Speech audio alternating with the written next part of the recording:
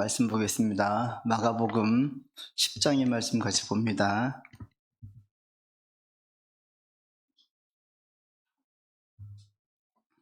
마가복음 10장 17절로 22절까지의 말씀, 10장 17절로 22절까지 한 절씩 교독하겠습니다.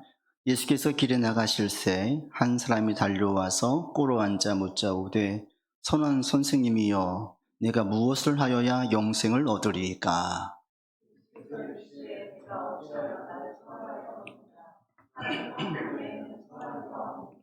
내가 계명을 안 하니 살인하지 말라, 간음하지 말라, 도둑질하지 말라, 거짓 증언하지 말라, 속여 빼앗지 말라, 네 부모를 공경하라 하였느니라. 예수께서 그를 보시고 사랑하사 이르시되 내게 아직도 한 가지 부족한 것이 있으니 가서 내게 있는 것을 다 팔아 가난한 자들에게 주라. 그리하면 하늘에서 보화가 내게 있으리라. 그리고 와서 나를 따르라 하시니.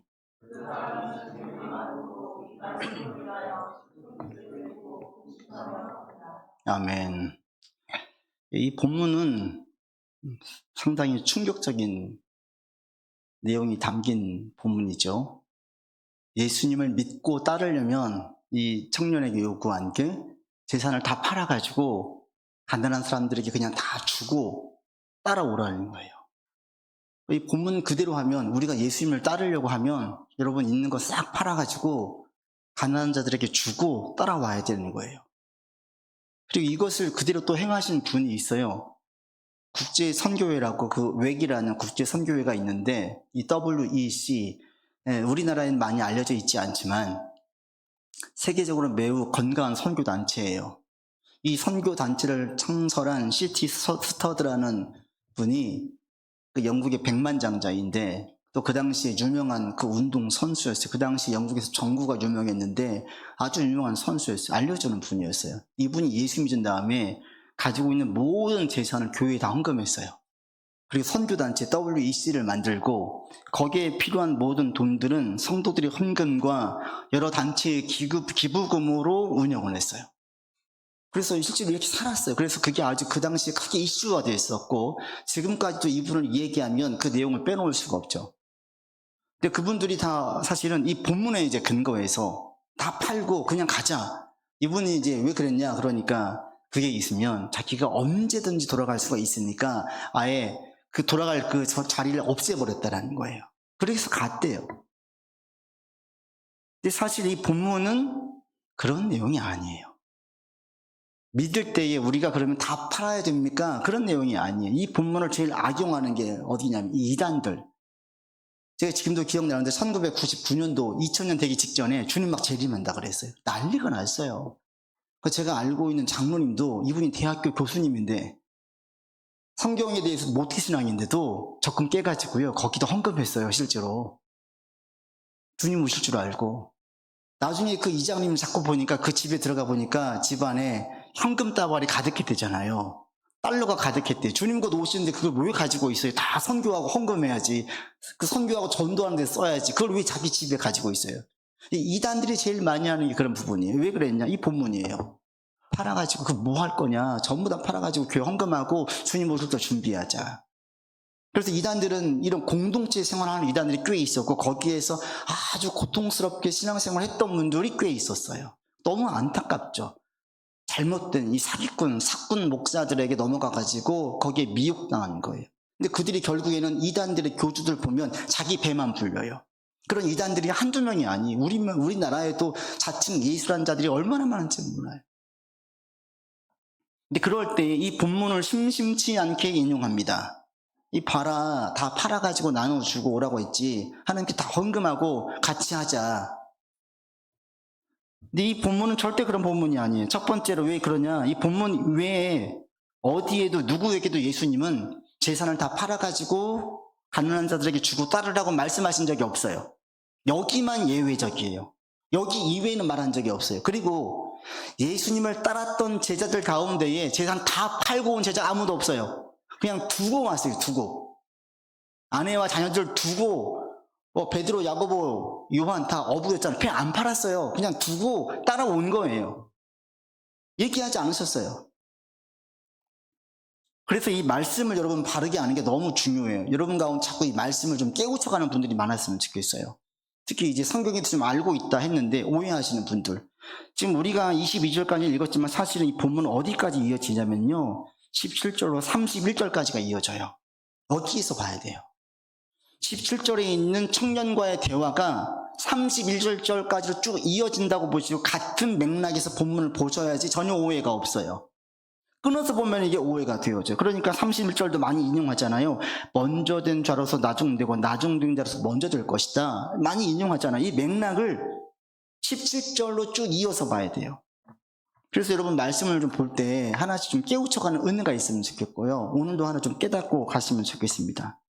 그러니까 이걸 잘못 인용하는 분들, 이런 잘못된 사례가 너무 많아가지고 뭐 하나하나 다 열고 하기도 그래요. 기복적인 신앙, 미신적인 신앙, 또 맹신적인 신앙, 이런 것들이 우리 가운데 너무나 많이 들어와 있어요.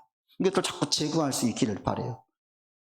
멀리 갈 것도 없고 지난주에 제가 부모님을 뵙고 왔는데 어머님이 저한테 그러는 거예요. 이제 아시면 저한테 뭐라고 하겠지만 교회 어느 분이 간증을 했대요. 큰돈 헌금하고 추수감사주일도 헌금하고 큰돈을 헌금을 했더니 집안에 어떤 큰 문제가 있었는데 해결했대요.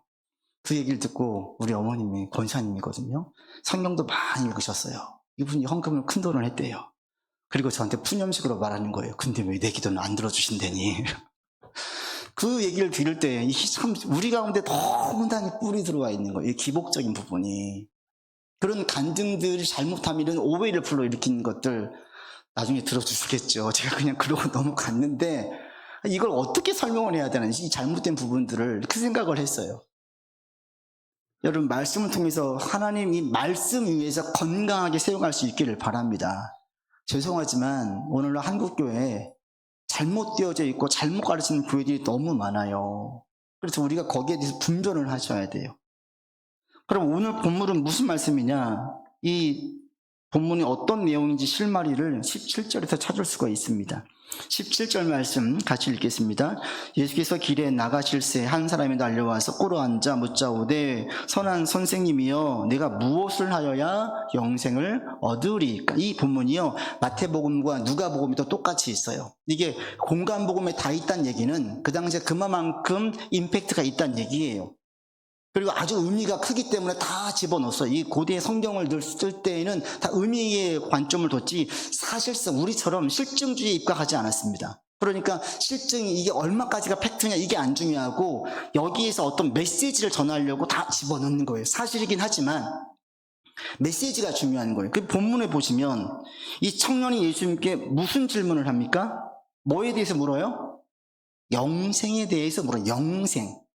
영생에 대한 질문을 던지는데 이 청년의 질문은 호기심이나 즉흥적인 질문이 아닌 것을 그 다음 예수님과의 대화에서 알 수 있어요. 이 청년이 이렇게 묻자 예수님께서 뭐라고 말씀하시냐? 여러분 19절 보십시오. 같이 읽겠습니다. 내가 계명을 하나니 살인하지 말라, 간음하지 말라, 도둑질하지 말라, 거짓 증언하지 말라, 속여 빼앗지 말라, 내 부모를 공경하라. 이게 뭐예요? 10계명이에요. 10계명을 말씀하시면서 지켜라. 그러니까 이 청년이 20절에 이렇게 이야기합니다. 읽습니다. 그가 여짜오되 선생님이여 이것은 내가 어려서부터 다 지켰나이다. 이 청년이 교회 오빠인데 매우 신실한 교회 오빠예요. 어려서부터 성경 말씀 그대로 살았던 착한 누가 봐도 선한 청년이 바로 이 청년인 거예요. 그러니까 이 청년의 말을 듣고 예수님도 21절 보시면 그를 보시고 사랑하사 말씀하셨어요. 이전에 바리새인들이 똑똑이라는 이야기할 때는 이 외식하는 자들이라고 책망하셨거든요. 그런데 전지하신 예수님께서 이 청년을 보시고 이 청년은 정말 말씀대로 살아온 청년이고 말씀대로 살려고 애를 쓴 청년이라는 것을 아셨어요. 그래서 사랑의 마음으로 얘기하시는 거예요. 그러니까 청년이 지금 영생을 물을 때에는 단순한 호기심도 아니고요 즉흥적인 질문도 아니에요. 그럼 뭐예요? 삶에서 말씀을 따르려고 하면서 깊은 공유에서 나온 질문이에요. 그러니까 찾아온 거예요. 이게 다른 복음서에 보면 관원으로 나와요. 그러니까 공무원이에요. 고급 공무원, 유급 공무원이고요 이분이 찾아와서 물어요. 이 질문은 마음 가운데 계속 있었던 질문인 거예요. 그런데 이 영적인 영혼을 왜 물어요? 자기가 말씀대로 살았는데 불안하니까 묻는 거예요. 불안하니까. 공허하니까 묻는 거예요. 말씀대로 살았는데 내가 죽으면 천국을 갈 수 있을지 갈 수 없을지 확신이 없는 거예요. 자신이 없으니까 영생에 대한 질문을 하는 거예요. 십계명을 지켜왔는데 계속 불안한 거예요. 이렇게 살았던 인물이 있어요. 바로 종교개혁을 일으켰던 마틴 루터예요. 마틴 루터는요, 새벽에 일찍 일어나서 기도하고요, 시편을 묵상하고요, 성가 찬송가 부르고요, 독서하고요, 미사하고요, 하루에 7번 기도회를 했어요. 그리고 잠을 들었어요. 그래서 만성 위장염이 생겼어요. 이렇게 하나님 앞에서 수행에 열심히 있었어요. 그런데 계속 어떤 게 있었냐면 영적인 불안이 있어요. 그러니까 자기 안에 조금만 죄가 있어도 자기의 영적 멘토인 요한 폰 슈타우비치를 찾아가가지고 다 얘기했어요. 하도 얘기하니까 이분이 뭐라고 얘기하냐면, 그런 죄는 예수님도 눈 감아주실 것에 찾아오지 말라 이거예요. 제발 좀 그만 좀. 근데 자기가 아무리 죄를 고해성사를 해도 해결이 안 되는 거예요. 오늘 죄를 고해성사했어요. 거기에 대한 참여를 하고 무건 수행도 하고 무엇인가 일을 시켜요. 거기에 대한 대가로 그거를 했어요. 그럼 이제 죄가 없어져야 되잖아요. 다음날 되니까 또 죄가 있는 거예요. 또 있는 거예요. 이게 아무리 죄를 없어도 이게 안 되는 거예요. 깨끗하게 하려고 해도 깨끗해지지가 않는 거예요. 그러니까 불안한 거예요. 천둥 치면 불안한 거예요. 루터 보면 그렇게 해서 나와요. 천둥 칠 때 극도의 불안을 느껴요. 이 불안감이 지워지지 않는, 이게 왜 그러겠어요? 우리가 원죄를 가지고 있는 존재이기 때문에, 여러분, 우리 자신을 보잖아요. 죄밖에 없어요, 여러분. 우리는 선한 일에 열심을 내고 능한 자가 아니라 악한 일에 열심을 내고 능한 자들이에요. 원죄가 있기 때문에 우리 가운데에서는 가만두면 쓴물이 올라와요, 쓴물이. 이걸 아무리 퍼내보십시오. 계속 쓴물만 올라오지. 아무리 죄를 지워보십시오. 죄가 계속 지워지지. 그러니까 이 루터가 이게 안 되는 거예요. 그러다가 자기가 거기서 이제 사람들이 가르치는 그 신학생들이 가르칠 때 로마서 강의와 시편 강의를 통해서 이신칭의를 깨달아요. 오직 믿음으로 의로워지는 것이지 행위로 의로워지는 게 아니구나. 카톨릭은 행위 구원이 매우 중요했어요. 그러니까 행동이 대단히 중요하고 그게 다 만연되어져 있었어요. 행동으로 해서 구원에 이르는 거예요. 그런데 선포하는 거예요. 행위로 구원에 이를 자는 아무도 없다. 오직 예수 그리스도를 믿음으로 구원에 이른다. 이것을 증거해서 여기에서 자유를 얻은 거예요. 그래서 거기에서 오직 믿음 얘기했었어요. 오늘은 좀 바꿀 필요가 있습니다. 이 믿음과 그 당시에 루터 때에는 왜 이렇게 믿음을 강조했냐면 전부 다 행위 구원에 매어져 있으니까 믿음을 강조했던 거예요. 또 오늘날은 바뀌었어요. 사람들이 믿음으로 구원에 이른다니까 행위를 너무 가볍게 여겨요. 여러분, 믿음과 행위는 별개가 아니에요. 동전의 양면처럼 믿음이 있으면 행동이 따라오게 되어져 있어요. 믿음이 있는데 행동이 없다는 것은 믿음이 없는 거예요. 엄밀히 말하면 덜 믿는 거고 안 믿는 거고 못 믿는 거예요. 믿음이 있으면요 자연스럽게 따라오게 되어져 있어요. 사람마다 따르는 정도는 다르겠지만 분명한 사실은 믿으면 따라오게 되어져 있어요. 그리고 이 믿음이에요. 그러니까 오늘날은 그래서 제가 볼 때 행위를 좀 강조할 필요가 있어요. 너무나 행위가 터부시 되어져 있습니다. 여러분 믿음이 있으십니까? 믿음에 따른 행위가 있습니까? 행위가 없다면 혹시 내가 모래성을 쌓고 있는 거 아니에요? 믿음이라고 얘기하고 있지만 거짓 믿음 아니에요? 진짜 믿음은 우리 가운데 행위가 요구되어지고 이 행위가 동반되게 되어져 있어요. 이게 진짜 믿음이에요. 여튼 그래서 루터는 이 말씀을 깨닫고 영적 불안에서 벗어났어요. 완전히 해결됐어요. 그런데 오늘 본문의 청년은 영적 불안감한 거예요. 영생을 질문하는 것은 이게 아주 자기한테는 계속 쌓아왔던 계속된 불안감이었어요. 즉 이 영생에 대한 질문은 뭐예요? 구원에 관한 질문이에요. 구원에 관한 질문. 구원에 관한 질문이고 하나님 나라에 대한 질문이에요. 그래서 이 청년에게 구원이 무엇인지를 알려주기 위해서 이 재산을 다 팔아가지고 가난한 자들에게 주고 따라오라 그래요. 왜? 전지하신 예수님 보실 때 이 청년의 주인은 예수님이 아니에요. 하나님이 아니에요. 물질인 거예요. 구원을 쉽게 말하면 누가 주인이냐는 거예요. 누가 주인. 저와 여러분의 주인은 하나님이에요. 그리고 우리는 형제 자매예요. 우리 아버지는 똑같은 한 분이에요. 여러분 이게 확신치 않으면 이건 구원이 받은 사람 아니에요. 진짜 구원은 뭐냐면 하나님을 내 주인 삼는 거, 이게 구원이에요. 내 삶의 주인이 누구냐? 하나님이시다. 예수가 나의 그리스도이시고 구원자이시다. 여기에서는 어느 누구도 분명한 고백이 있어야 되는 거예요. 그래서 지금 이 청년에게 말씀하시는 게 뭐냐면 구원을 받으려면 온전히 하나님을 주인 삼아야 된다. 이것을 알려주기 위해서 재산 다 팔아가지고 나누어주라. 왜? 네가 지금 물질을 주인 삼고 있으니까. 그런 맥락에서 말씀하시는 거예요. 똑같은 말씀하신 게 한 구절 더 있습니다. 여러분 마태복음 한번 보십시오. 마태복음 13장에 가보십시오. 마가복음 바로 직전에 있죠. 마태복음 신약성경 맨 처음 마태복음 13장 44절에 가보십시오. 똑같이 말씀하세요. 마태복음 13장 44절 같이 읽겠습니다. 시작. 천국은 마치 밭에 감추인 보화와 같으니 사람이 이를 발견한 후 숨겨두고 기뻐하며 돌아가서 자기의 소유를 다 팔아 그 밭을 사느니라. 뭐 했어요? 자기 소유를 다 팔았어요. 뭘 살려고? 하나님의 나라 천국을 살려고. 그래서 다 팔았다는 거예요. 다 팔고 살 정도로, 그 정도로 가치가 있다는 거죠. 비유를 말씀하시는 거예요. 여기에서 무엇이 중요하냐, 뭐가 가치가 있냐 얘기하실 때 구원보다 더 중요하고 가치 있는 것은 하나도 없다. 천국보다 중요한 것은 하나도 없다. 천국이 가장 중요하다. 이것을 말씀하시기 위해서 예수님께서 다 팔라고 말씀하시는 거예요. 오늘 본문도 마찬가지예요. 이 청년이 영생을 고민할 때 네가 진짜 구원받은 자로서 살고 싶다면 주인이 하나님으로 삼아. 너의 주인은 하나님이다. 하나님을 주인으로 삼아라 라고 말씀하시는 거예요. 여러분 이걸 분명하게 이 시간 고백할 수 있기를 바랍니다. 우리 주인 누구예요? 하나님이에요. 이거 여러분 분명하게 알고 나갈 수 있기를 바라고요. 그리고 이것은 지금 우리에게만 말씀하신 예수님만 말씀하시는 게 아니라 구약도 똑같아요. 구약에 보시면 하나님께서 아브라함에게 말씀하시죠. 아들 이삭을 번제물로 내어놓으라고 하세요. 이삭을 죽이라는 거예요. 아브라함에게 이삭은 자기 삶의 유일한 즐거움이자 소망이자 기쁨이고 자기 전부예요.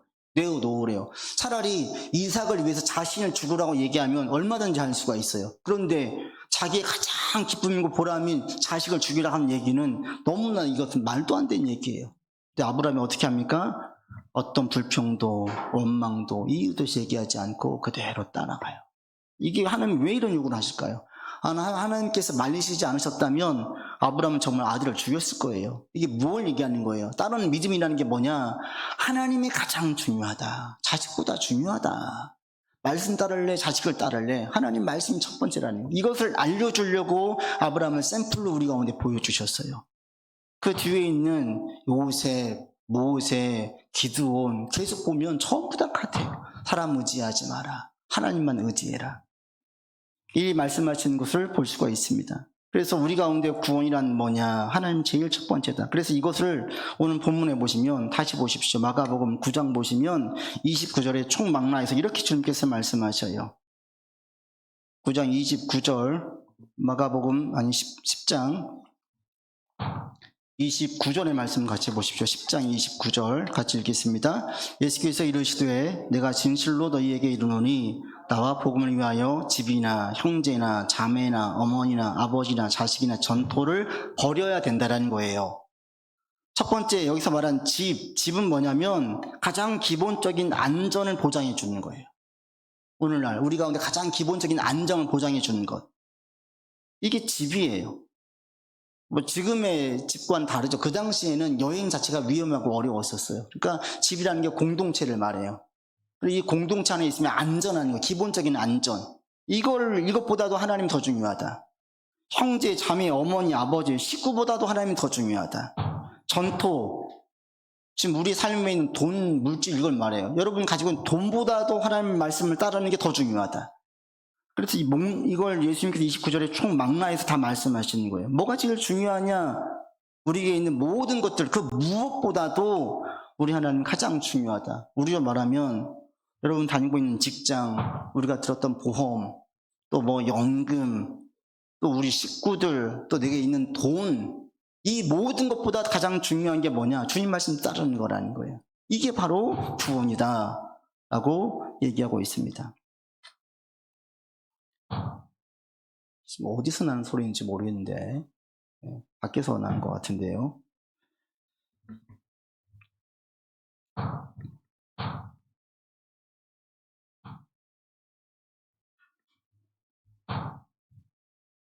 예수님보다 우수한 것은 아무것도 없다. 여러분 이것을 분명하게 알고 여러분 삶에서 구체적으로 실행하면서 살 수 있기를 바랍니다.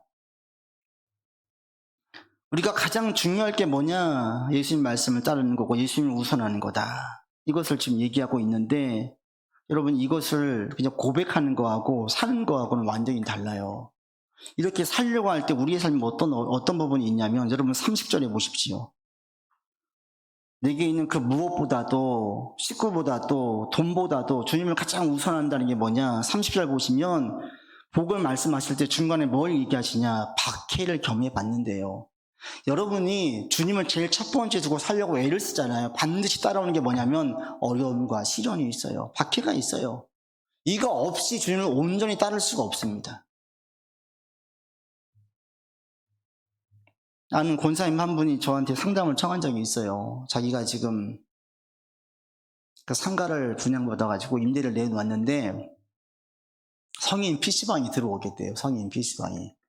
목사님 계약을 해야 돼요? 말아야 돼요?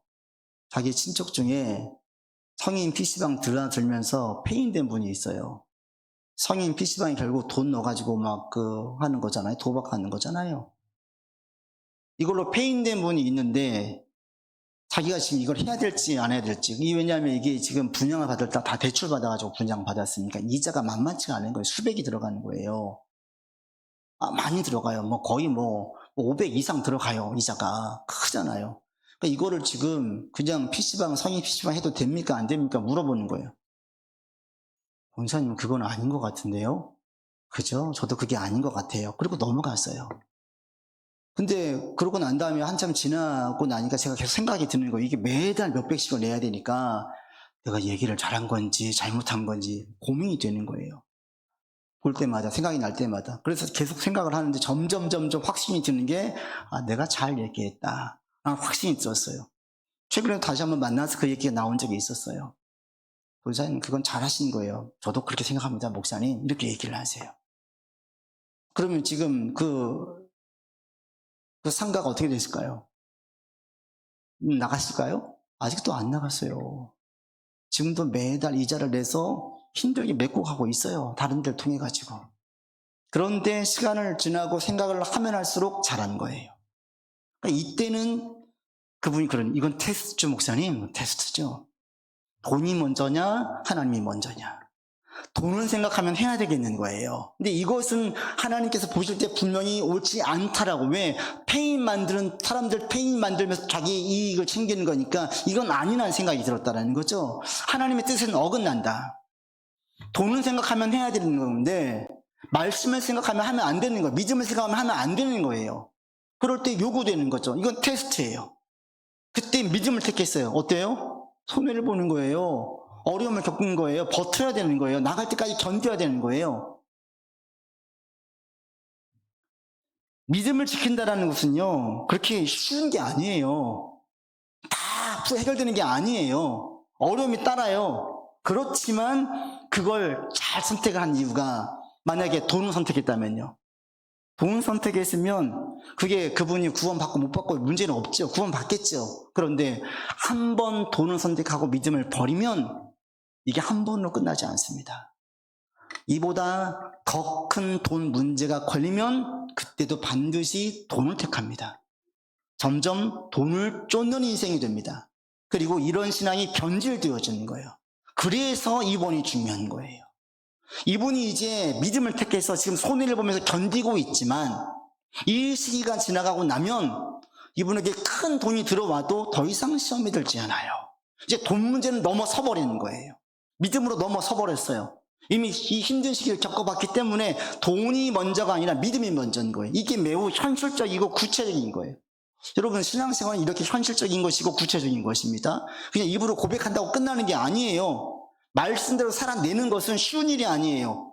나를 죽이는 것, 나를 부인하는 것은 어려운 거예요. 여러분들 할 수 있으면 작은 것부터 자꾸 할 수 있기를 바라요. 작은 것부터. 작은 것에서 순종하고 실천하지 않는 사람들은 큰 것 절대 못합니다. 여러분 지금 일상에서 매일매일 믿음으로 순종하고 믿음으로 살려고 애를 쓰고 믿음이 첫 번째다라고 중요하고 자꾸 외치는 것, 구체적으로 적용시키는 것, 수시로 확인하는 것, 이게 우리의 삶에 절대로 필요해요. 여러분 자꾸 점검하시기를 바랍니다. 그래서 믿음을 제일 첫 번째 두세요. 아, 이게 만만치 않은 거구나 라고 분명히 아세요. 그런데 제가 이렇게 얘기를 드리면서도 그러면서도 절대 망설임이 없이 자신 있게 말씀드릴 수 있는 이유가 30절 때문에 그렇습니다. 여러분 30절 같이 읽겠습니다. 현세에 있어 집과 형제와 자매와 어머니와 자식과 전토를 100배나 받되 박해를 겸하여 받고 내세의 영생을 받지 못할 자가 없느니라. 뭐래요? 100배의 복을 받는데요. 그런데 이 말씀을 오해하시면 안 되는 게 29절과 30절을 보십시오. 컨트롤 C에서 컨트롤 V 한 거예요. 똑같아요. 집, 형제, 자매, 어머니, 아버지, 자식 전토를 벌일 때 그것을 그대로 100배를 받는데요. 근데 이게 여러분 좀 뭔가 이상하지 않으세요? 자식과, 그래요, 그럴 수 있어요. 근데 어머니와 아버지를 100배를 받아요? 어머니, 아버지, 육신은 어머니, 아버지 한 분이잖아요. 어떻게 100배를 받아요? 그러니까 이것은 산술적인 그대로 100배를 주시는구나. 내가 하나님께 100만 원 헌금하면 1억 주시는구나. 내가 1000만 원 헌금하면 10억을 주시는구나. 이런 뜻이 아니에요. 하나님께서 내가 1000만 원 쓸게요. 썼어요. 그러면 10억을 주실 거야. 이런 게 아니에요. 그런 산술적인 의미에서 뜻이라면 아버지, 어머니가 100배가 된다는 게 말이 안 되잖아요. 뭘 얘기하겠습니까? 내가 이 숫자 요대로 받는 게 아니라 100배만큼의 효과와 축복을 받는다는 뜻인데, 예를 들면 이렇게 볼 수 있어요. 우리가 돈을 왜 벌어요? 여러분 돈을 왜 벌어요? 자식 공부시키고 행복하려고 벌잖아요. 그죠? 그래서 돈을 벌어요. 그런데 하나님을 위해서 내가 100만 원 쓰고 1000만 원 썼다. 그러면 내 자식을 위해서 100만 원 쓰고 1000만 원 쓴 것보다도 100배로 자녀가 잘 된다는 뜻이에요. 자녀를 위해서 쓰지 않아도 하나님의 뜻대로, 하나님의 방법대로 자녀를 양육을 하면 돈을 100만 원, 1000만 원 드린 것보다 100배 이상의 효과가 있다는 거예요. 지난번에 TV를 보니까 그 어느 프로에서 그 자녀들, 아이들 그 공부시키는 그 솔루션이 있더라고요. 근데 한 아이에게 고등학교 1학년 아이인데 월 학원비, 과외비로 250을 드려요. 그건 할아버지가 병원 원장이에요. 아버지, 어머니가 다 거기서 일하고 할아버지 소원이 너 의대 가라. 그러면 내가 이 병원 너한테 물려줄게. 너 다 맡길게. 의대만 가라는 거예요. 그래서 이 어머니, 아버지가 250만 원씩 들여가지고 학원을 보내요. 얘가 성적을 맞아왔는데 첫 함은 폭탄을 맞아가지고 왔어요. 그래서 이제 그 영어 수학 전문가들이 솔루션을 보는데 이게 가장 큰 문제가 수학인 거예요. 이 하루 일과를 보니까, 일주일 일과를 보니까 이 수학 그 일타 강사가 볼 때 기가 막히는 거예요. 그러니까 제일 첫 번째 내린 솔루션이 뭐냐면 학원 다 끊으라고 했어요. 학원. 얘는 지금 배운 것을 소화할 시간이 없대요. 소화할 시간이. 그러니까 엄마가 어떻게 했냐면 무슨 과목이 부족해 거기 학원을 보내요. 얘를 다 선행하니까 선행 학원을 보내요. 그랬더니 얘가 이것을 소화할 시간이 없는 거예요. 지금 얘에게는 공부는 또 성실하게 잘 따라가다 보니까 막 하는데 성적이 안 나오는 게 개념이 안 잡혀 있고 내용을 잘 모르고 그냥 외우고 문제만 막 풀다 보니까 안 되는 거예요. 학원을 끊고 선생님이 이 일타 강사가 이 친구에게 사고하는 훈련을 주는 거예요. 다 학원 끊으라는 얘기가 아니라 이 학생의 경우에는 너무 학원으로만 돌렸어요. 그래가지고 얘가 자기 소화할 시간이 없으니까 학원을 끊고 이분이 이제 코치를 해주는 거예요. 개인 코치칭을 해주면서 어떻게 해야 할지 자꾸 이제 근본적인 질문을 던져요. 그 다음 성적대에 확 올랐어요. 우리가 볼 때에는 학원으로 보내고 많은 돈을 들이면 잘 될 것 같은데 아니에요. 아닌 케이스들이 많지요. 엄마 아빠가 열심히 돈 벌어가지고 애들 학원 보내고 그리고 같이 있는 시간을 못 보내서 나는 애가 행복할 줄 알았는데 큰 다음에 애가 그러죠. 엄마 아빠가 해준 게 뭐가 있어? 졸업식에 한번 와봤어? 아니면 생일 하면 축하해줘 봤어? 아무런 추억이 없어요. 그래서 이 아이가 입에서 나오는 게 부모가 해준 게 없대요. 자녀를 행복하게 만들려고 큰 돈을 들이고 애를 썼는데 그게 자녀한테 독이었던 거예요. 그러니까 돈을 많이 들인다고 해서 행복하지 않죠. 반대로 돈이 주인이 아니라 하나님을 주인 삼고 돈을 쫓아가지 않은 것이 아니라 하나님을 쫓아갈 때 그때에 돈을 드리는 것보다 훨씬 더 자녀가 잘 된다는 거예요. 내면적으로, 정신적으로, 외적으로 모든 면에서 더 잘 된다는 거예요. 모든 부분에서 부모도 마찬가지예요. 나의 육적인 부모님은 한 분이지만 신앙 안에 있으면 많은 나를 위해서 기도해주고 아껴준 부모들이 생기는 거예요. 그 축복인 거죠. 그래서 오늘 본문에 말씀하시는 것은, 분명한 것은 우리가 주님을 주인 삼아서 나아갈 때에 삶의 많은 부분에서 100배로 복을 주신다. 저는 여러분도 이런 복을 받기를 원해요. 그래서 마지막에 이 30절 보시면 뭘로 끝내요? 영생으로 끝나요. 영생으로. 영생으로 시작해서 영생으로 끝나기 때문에 이게 17절로 31절까지 이어서 보셔야 돼요. 그럴 때 우리 가운데에 영생을 주실 뿐 아니라 이 현세에서도 100배의 복을 받게 된다라고 말씀하고 있어요. 그래서 우리 가운데 그런 분이 나오기를 바라고요. 그러려면 최소 10년 이상은 지나가야 되고요. 우리 교회가 한 20년 돼야 돼요. 이게 교회가 한 20년쯤 된 다음에 그때가 되어서 여러분들이 자녀도 다 키우고 손자도 보고 이랬을 때에 그 결과물들을 분명하게 보게 되어져요. 지금은 몰라요. 지금은 다 비슷해요. 여러분에게 이런 어떤 비전과 야망을 품고 나갔으면 신앙생활을 했으면 좋겠습니다. 천국 가는 복과 함께 이 땅에서 주신 복을 내가 누리면서 살겠다. 그게 언제? 지금이 아니라 말씀을, 주님을 오직 주인 삼고 나가는 10년, 20년, 그 가운데는 손해보는 시간도 있고요, 눈물의 시간도 있고요, 고통의 시간도 있어요. 그렇지만 그 시간을 내가 포기하지 않고 끝까지 나가면 반드시 주님께서 복을 주신다. 여러분, 이런 믿음으로 나갈 수 있기를 바랍니다. 우리 교회가 여기 오지 3년차예요. 3년차. 최소한 10년은 지나고 20년쯤 되면은 이제 그런 분들이 보이기 시작할 것입니다. 우리 가운데 그런 분이 많아지기를 바라고, 여러분들이 바로 그런 분의 주인공이 되기를 기대하면서 신앙생활을 할 수 있기를 바랍니다. 기도합시다. 아버지 하나님, 우리가 오직 주님을 붙들고 의지하면서 사는 자 되기를 원합니다. 영원한 생명을 얻고 하나님의 자녀로 사는 것, 주님 오직 주님을 의지하는 것이 얼마나 중요한지를 다시 깨닫게 됩니다. 구체적이고 수시로 우리의 삶을 살피면서 주님을 주인 삼는 고백을 하는 우리가 되게 하여 주시옵소서. 입술의 고백으로 끝나지 아니하고 행위의 고백으로 이어지기를 원합니다. 주님 붙들어 주시어서 믿음으로 고백하여 주님 이 땅에서 주시는 복들을 받아 누리는 우리의 삶이 되게 인도하여 주시옵소서. 우리 구주 예수 그리스도 이름으로 기도드립니다. 아멘.